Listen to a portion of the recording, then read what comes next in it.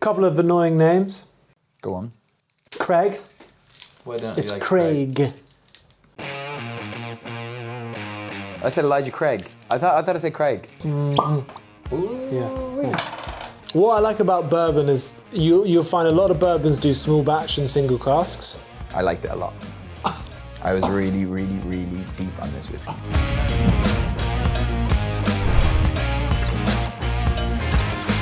What are we reviewing?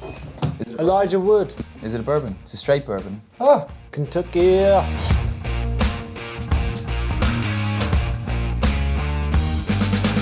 What do we know about Elijah Craig? Well, obviously he's the godfather or the grandfather or the father. What do they call themselves? The father of whiskey?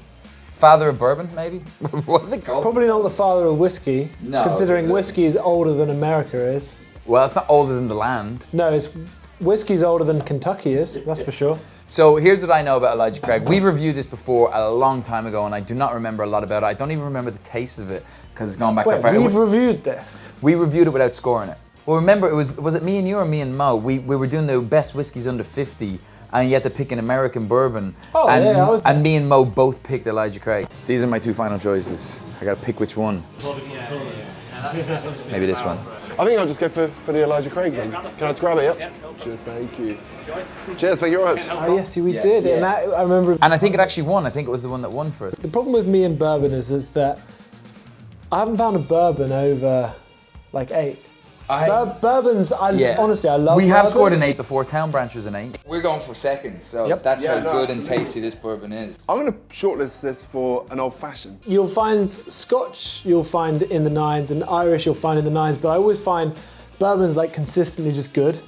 For me, bourbon is just drinkable, but drinkable is not a bad thing. I love bourbons, right? So I love old fashions and all of that stuff, and there's nice sipping bourbons, but is there a bourbon out there that I would put on my shelf forever and show my friends when they're like, oh, what whiskey should I have? Did you say put on my shelf forever? Yeah. You better never not. Drink it. You better be drinking that.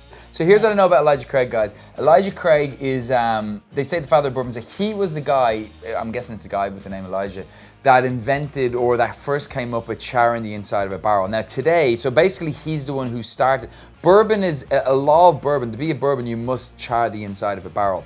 He was the first one to ever do it. So he basically invented bourbon. Kind of. Well, he invented one of the laws that's now, because back then nobody was charring the inside of the barrels. What the inside of the barrel does, I want to talk about this for a second, it's important. People think they char the inside of the barrel for flavor. Yes, the char on the inside of the barrel absolutely adds flavor. Filtering, isn't it? Filtration? That's exactly why. The main reason why they made it a law was because of the filtration side of it. Because you have to remember, the charring gives flavor. When you take a barrel and you look at all the constituent sugars that are in there, there's all these different sugars that break down. The higher the heat, the more the hemicellulose. You got cellulose, hemicellulose, you got lignin, and all these things get caramelized with the heat. And a char versus a toast, a char happens in anywhere from 30 to 55, 60 seconds. If you go as far as 55, 60 seconds, you're getting a level 4 char. It's like an alligator skin char. But this guy was the first one to bring it into play, and they made it a rule and a law because back then, when bourbon was made, most of it was moonshine style bourbon. It wasn't consistent. The Irish were the first to ever make consistently good whiskey. They industrialized it, and then that spread across the world. That was in the mid to late 1800s. The John Jemiesons, the William Jemiesons, the Powers, the George Rowan Coes, those guys. And then what happened was, back before then, you were making whiskey that had congeners, it had fusel oils, it had things that would make you sick, make you blind, could kill you. And the barrel, the charcoal within the barrel filtered out some of those fusel oils, hence why they made it stay in the barrel for a certain period of time. But what I found really weird about bourbon is that they didn't make it stay in the barrel for a certain period of time. Like Irish whiskey is 3 years, Scottish whiskey is 3 years, bourbon is 1 minute. Yeah, it doesn't have a strict law. There's no law. It can be called bourbon if it's been in the barrel for a minute. It just has to kiss the wood, come out, and it's bourbon. Straight bourbon, which this is... I think if it's below a certain age, you have to put it on the bottle. Well, so most of the bourbons are over 4 years, right? Yeah, because it's like a straight bourbon, which this is, means it's above 2 years. The fact that they don't put an age on the bottle means it's above 4 years. If it was between 2 and 4 years, they'd have to put an age in the bottle. They don't. So it's obviously older. It's made by Heaven Hill. Heaven Hill make good whiskey. So Elijah Craig is, we're rambling here. I'm just keen to try it. A couple of annoying names. Go on. Craig. Why don't It's Craig. Okay. It's not Craig. It's Craig. Did I say Elijah Craig? Yeah, you say Craig. I said Elijah Craig. I thought I said Craig. So here's what I know about Elijah Craig.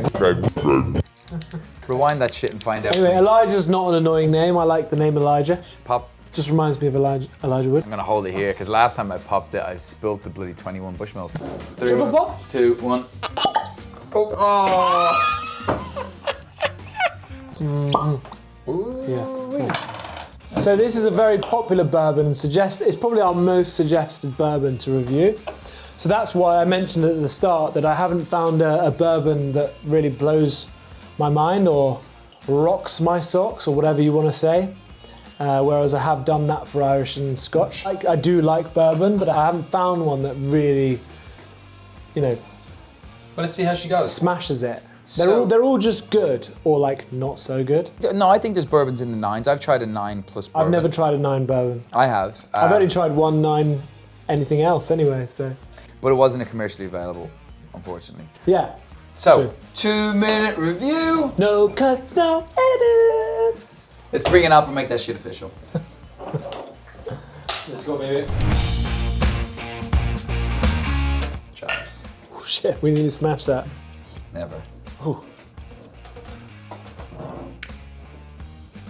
47. What I like about bourbon is you'll find a lot of bourbons do small batch and single casks.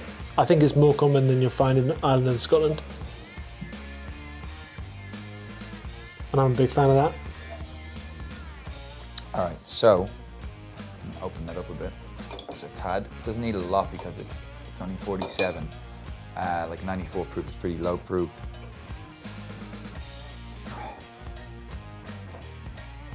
There's a lovely vanilla oak like a lot of bourbons. Yeah. It's like wait. It's like there we go. It's just all the smoke from the barbecue that we just had. Yeah, we did a lot of barbecuing. But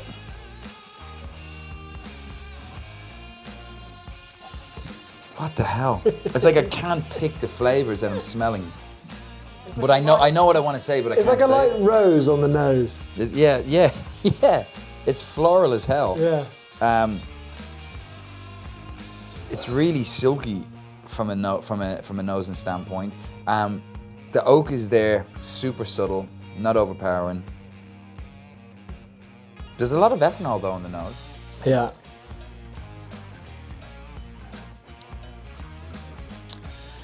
The palate, my palate's dancing.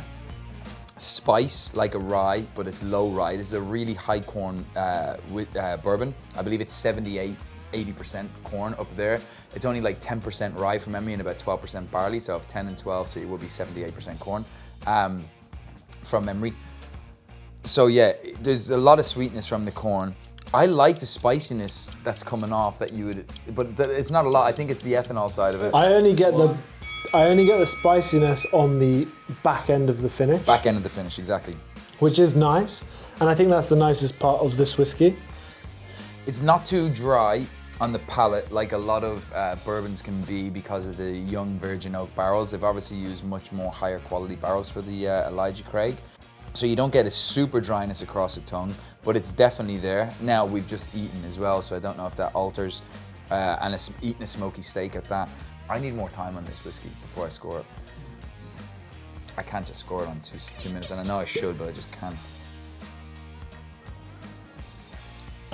I'm a fan of this.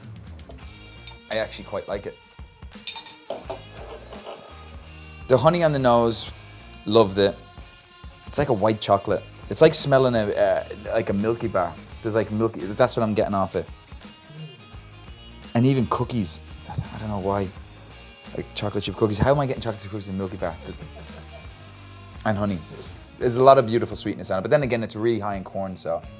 I think the nose is nice, honeycomb, delicious. In the mouth, bit of baked apple, cinnamon, all that sort of stuff. I don't get cinnamon in the palate. And then the finish is cool because the first half of it doesn't do much, and then when you forget about it, there's like some spiciness that lingers, and I really like it. So I'm just going to go ahead and rate this a 7.4.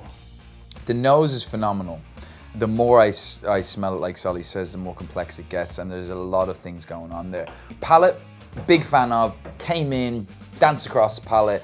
It was like fireworks in my tongue, right? It was really, really, really nice. Basically what I got from this is I got this kind of, this journey of sweet honey, biscuit, white chocolate into the palate, boom, fireworks, into the back palate and down into the finish, which was all like deep, charry oak. That's what I got. Wow, I mean, that is probably the best description we've had.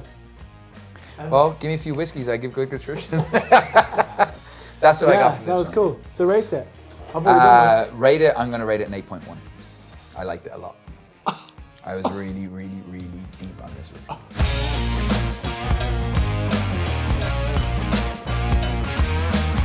$7.8 is a good score for this. No way, no way. That's, to me, that's town branch territory, and maybe that's a good whiskey. Is it a great whiskey though? No. Yeah, it's a great whiskey. No, it's a good whiskey. It's not a great whiskey.